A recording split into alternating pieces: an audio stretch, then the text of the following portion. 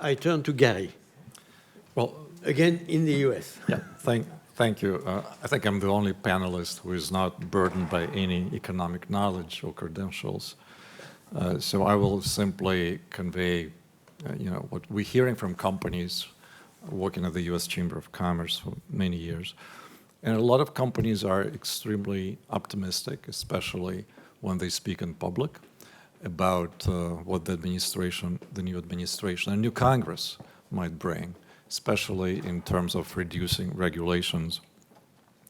But at the same time, in private, the mood, I think, reflects the uncertainty, and especially a sense that especially larger companies have to shift pretty quickly from the narrative of investing in energy transition, in climate, to investing in security and tech.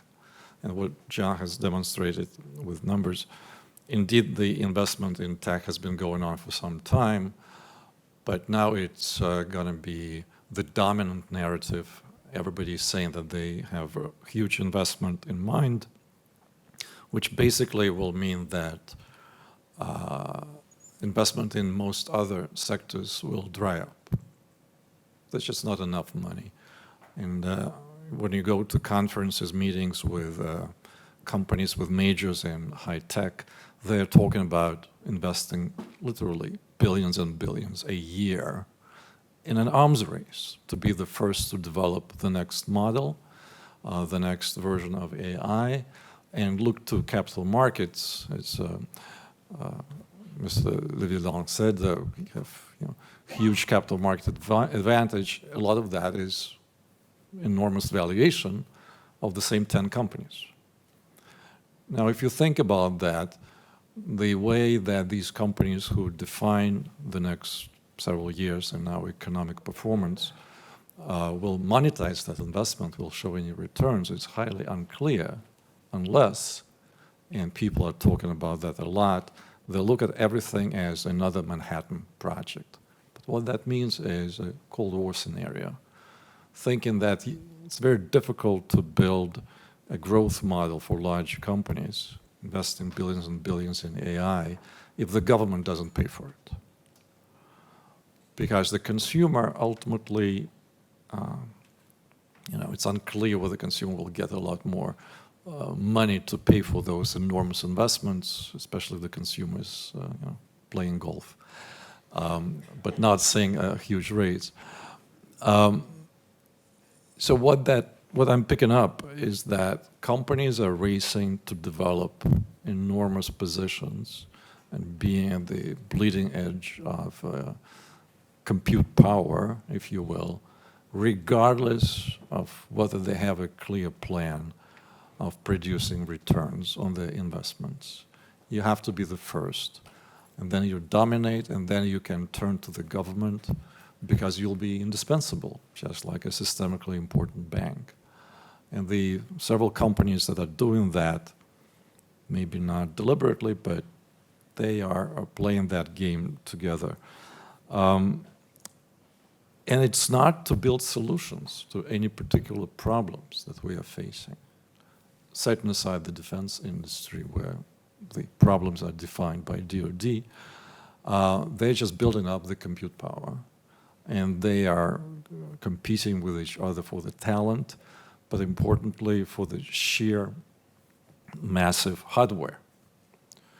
Other countries will be compelled to respond in kind. Very few countries will be able to afford it. India may, China will, EU probably, but in most of the countries the money will come immediately from the government spending. We have the advantage of initially tapping into the capital markets, but ultimately what's the valuation of these companies based on? And if you go to their meetings, you listen to them, even today, last week, everybody's valuation model is based on global markets. So you look at the numbers they're saying we'll be making gazillions of dollars because 10 billion consumers. Well, if you have a confrontation if you have market fragmentation, our companies won't be able to sell digital services that define our capital markets to 10 billion consumers. They'll be able to sell at home. And that's 500 million. Maybe to Europe, unless there is competition. Maybe to Japan, but that's about it.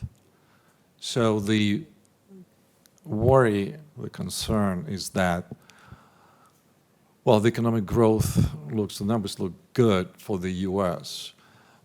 There is an arms race that basically will put the government into a situation where it will have to choose whom to bail out. And there is a discussion that if the government does that, it will have to take over the digital infrastructure. It won't take over the applications, the language models or whatever. It will have to bail out the enormous digital capacity. India is already building publicly owned digital infrastructure, right? We don't, but that's the scenario where we will have to have a government response, which brings me to our favorite conversation: what will Trump do? Clearly, we hope that the new administration will be able to use its business smarts, but also rely on institutions and find some way of responding to whatever problems we may have with, let's call it a correction. And that's really the question that we're hearing from many companies. Will they be able to do that?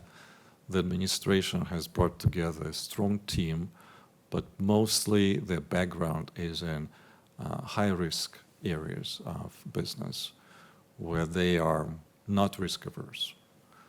And therefore, if there is a challenge from an external shock or internal market correction, it will require all of us to work with them, and especially the Congress and the business leaders, to find solutions, because we will see, I'm afraid, a situation where these extraordinary investments will take much longer to pay back, much longer than is currently assumed by people who have put their money into this, the VCs, the institutional investors. They're aware of it, and that's why there is a huge campaign to find more ways to underwrite these technological companies beyond just the attention economy. That brings me to my last point. The majority of companies who are financing their investment are assuming that they'll be able to sell eyeballs to advertisers. There's not enough advertising money to underwrite $40 billion of more compute that will be required next year just to maintain the new language model. That's not even going beyond that. So the advertising industry will not be in a position to show data to the ultimate buyers of their services that the consumer can spend that much more because they're using AI in some search. That's what the problem, I think, is with our model of development, which generates tremendous opportunities, but yet so far we need to be thinking about moving away from attention economy to other applications and trying to make sure that we preserve the economies of scale so we can sell what we produce to other countries. Let me stop there. Thank you very, very much, Gary, indeed. I have to say that it is a fantastic way of exchanging views. There has been a lot of very interesting things that were mentioned, and I note that we might have several views on the US.